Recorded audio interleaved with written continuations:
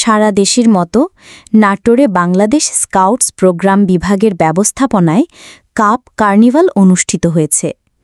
আজ সোমবার বেলা ১১টার দিকে নাটোর শহরের বঙ্গজল মহারাজা জে.এন. স্কুল অ্যান্ড কলেজ চত্বরে বাংলাদেশ স্কাউটস নাটোর সদর উপজেলার আয়োজনে কাপ কার্নিভাল বাংলাদেশ স্কাউটস অনুষ্ঠিত হয়।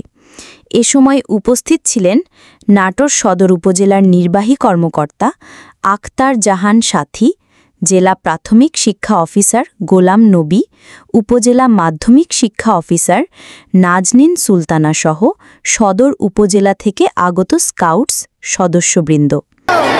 ভালো লাগছে না আজকে?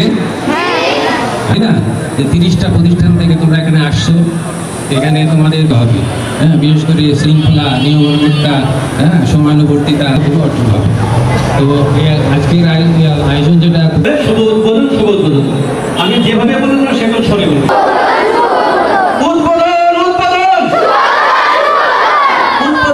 অনুষ্ঠান শেষ করছি। সবাই অতিবৃন্দ,